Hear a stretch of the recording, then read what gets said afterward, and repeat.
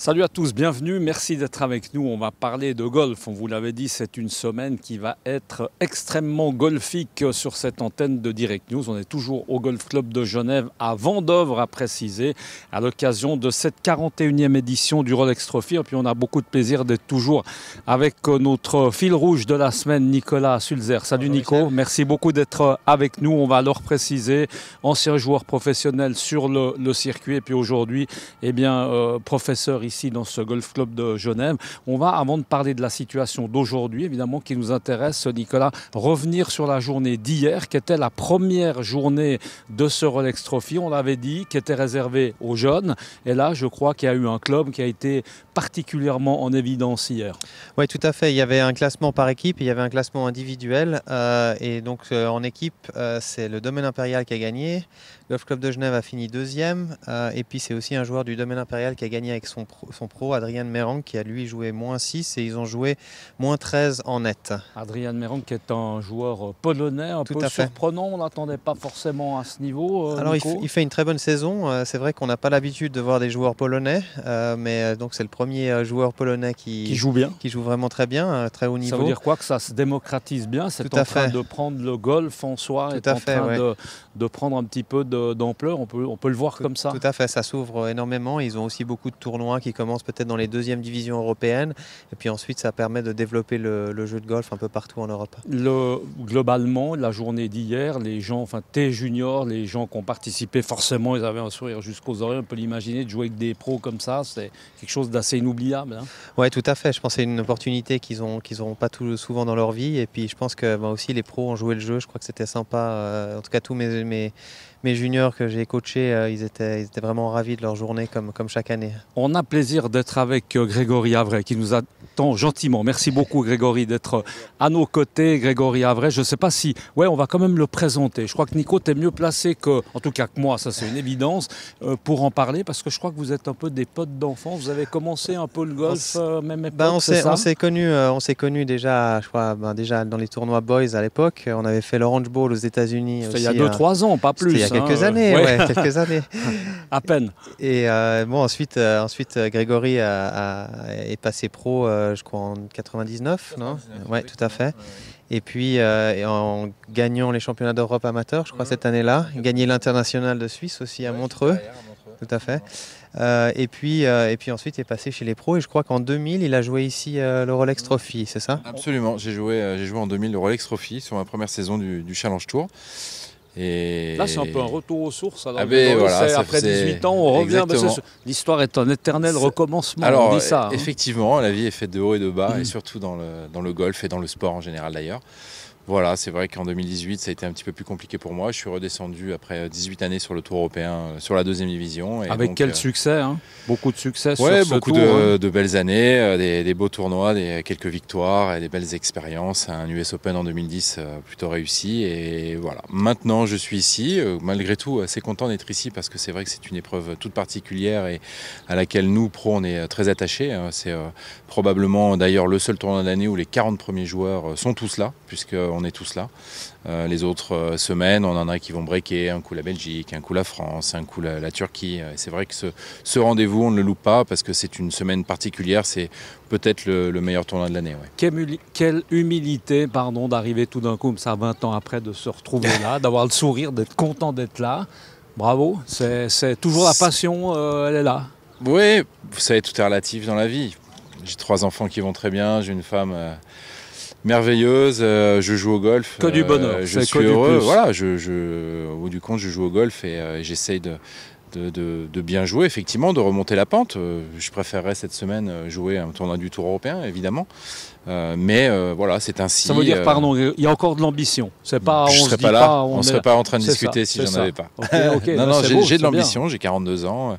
Le golf a cette particularité de pouvoir se jouer à très haut niveau entre 20 et je dirais 47, 48. même plus tard pour certains joueurs comme Miguel Jiménez qu'on connaît tous plutôt bien, qui a aujourd'hui 52-53 ans et qui aurait, si par exemple il jouait ici, carrément une chance de gagner parce que c'est vraiment un grand personnage du golf. Voilà, on a 30-35 ans de golf comme ça et j'estime encore avoir de belles années devant moi. Donc, il y a un autre c'est pour ça Français que qui n'a pas suis là. dit son dernier mot, c'est Raphaël Jacquelin par exemple. Lui, il a encore même Raphaël, un grand 3-4 ans. Ouais, exactement. Exactement. Il est encore, Gros copain qui Exactement. habite tout près d'ici et qui a peut-être l'un des palmarès, voire le palmarès français le plus riche. C'est vrai que ça fait maintenant 22 ou 23 ans, je crois, qu'il joue le Tour européen sans perdre la carte.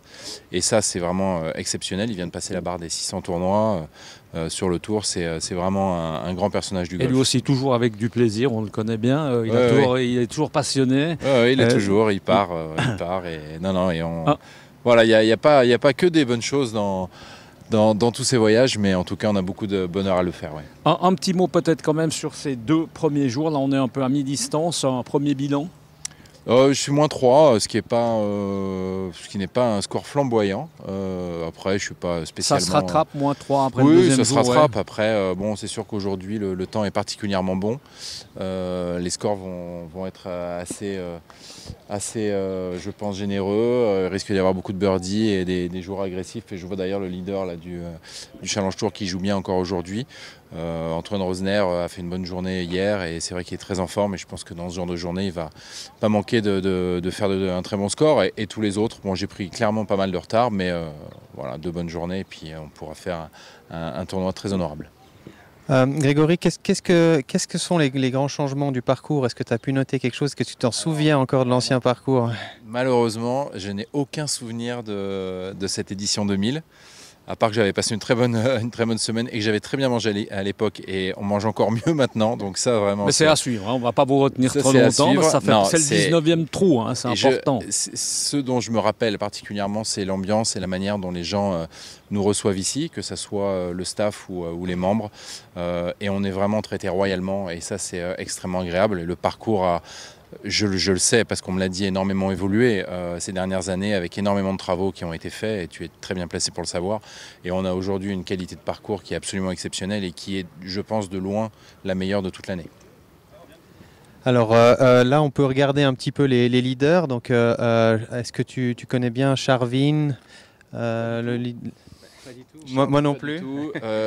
Callum Hill, alors oui, je le connais. Il est en tête du Challenge Tour et c'est quelqu'un d'extrêmement talentueux avec qui j'ai joué quelques tours récemment et qui effectivement est à sa place. Il joue très très bien et c'est pas étonnant qu'il soit leader du Challenge Tour. Ensuite Santos, je le connais bien puisqu'on est de la même génération, on a à peu près le même âge. Avec moi aussi du reste. Voilà. Connu, et comme toi, il avait gagné l'international de Suisse aussi, mais après que tu sois passé pro un peu plus tard. Il est arrivé un tout petit peu après moi. Exact. Mais, puis il a gagné en Suisse le Challenge Tour à Semper-Horsey cette année. Exactement. Donc, il aime bien la Suisse. Il a gagné la Suisse. Et puis c'est un très bon joueur qui a perdu sa carte mais qui jouait très bien pendant 5-6 ans sur le Tour européen, qui a eu un passage à vide mais qui rejoue très très bien et il sera sur le Tour l'année prochaine, j'en suis sûr. Ouais. Grégory, juste un mot parce que particularité c'est de jouer avec des amateurs aussi qu'il faut arriver à gérer pendant 4 heures. Ça c'est aussi un peu particulier. Comment est-ce que vous comme pro justement vous vivez l'expérience Comment est-ce qu'ils se sont comportés ces amateurs? Non, mais très très bien. Déjà les gens sont habitués, connaissent le format. Ça fait plus de 40 ans que ce tournoi existe et ils savent exactement ce qu'il faut faire ou ne pas faire. Et franchement, je me suis senti très très bien toute la journée. Mais on m'avait prévenu, on m'avait dit que justement les amateurs avaient cette particularité de vous laisser jouer, de vous laisser vous exprimer. Ils ne m'ont jamais dérangé, ça a été extrêmement agréable. Par contre, c'est pas 4 heures, c'est beaucoup plus que 4 heures. Oui. C'est plutôt 5 heures. C'est plutôt 5 heures, 5 heures et demie, mais c'est normal, on est 4, il y a 3 amateurs dans le groupe et c'est un parcours assez compliqué malgré tout, avec des drapeaux très, très vicieux que le Tour adore nous mettre pour nous poser des problèmes. Donc c'est pas facile pour eux et c'est normal de prendre un petit peu de temps par-ci par-là.